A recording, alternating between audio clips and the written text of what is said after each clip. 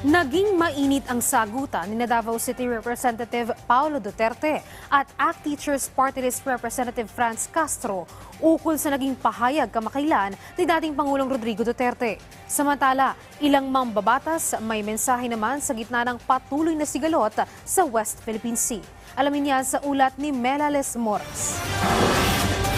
Huwag balat sibuyas. Ito ang banat ni Davao City Representative Paulo Duterte kay ACT Teachers Party List Representative Franz Castro matapos maghain ni Castro ng grief threat complaint laban sa kanyang ama na si dating Pangulong Rodrigo Duterte dahil sa umano'y pagbabanta sa kanyang buhay. Ayon kay Congressman Duterte, karapatan ng bawat isa ang maghain ng reklamo sa korte. Pero bilang lingkod bayan, hindi dapat gamitin ang hakbang na ito para lamang mapatahimik ang mga kritiko. Dagdag pa niya, tigilan na ang kadramahan at pagpapamedya dahil dati nga mas matitindi pang kritisismo ang natatanggap ng kanyang ama. Buwelta naman ni Castro. Matatanggap ko yung mga kritisismo kasi yun naman ay part ng freedom of speech, freedom of expression.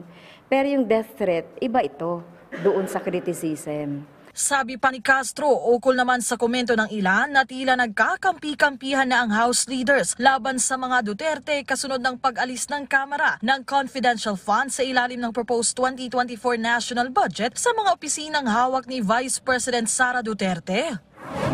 Siguro yung sinasabing connivance with the speaker, it's baseless.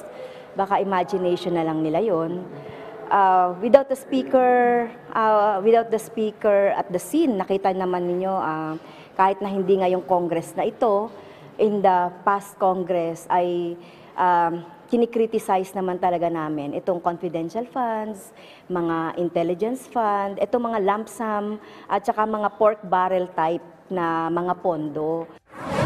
Sa gitna naman ng patuloy na tensyon sa West Philippine Sea, iginiit ni Davao del Sur Representative John Tracy Cagas na tama lang ang desisyon ng Kamara na ilipat ang confidential funds para mapalakas ang kapasidad ng mga ahensyang nakatutok sa pagpapanatili ng ating seguridad at soberenya. Dagdag pa niya, hindi dapat maging kampante at dapat ay patuloy na proteksyonan ng mga otoridad ang mga teritoryo ng bansa sa lahat ng pagkakataon.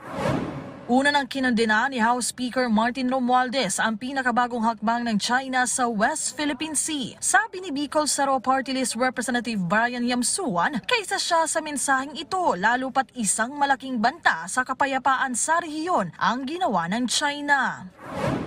Sa November 6, nakatakda na ring magbalik sesyon ang Kongreso na ang ibig sabihin, magbabalik na rin sa pagpasa ng mga panukalang batas ang mga kongresista para sa kapakanan ng bawat Pilipino.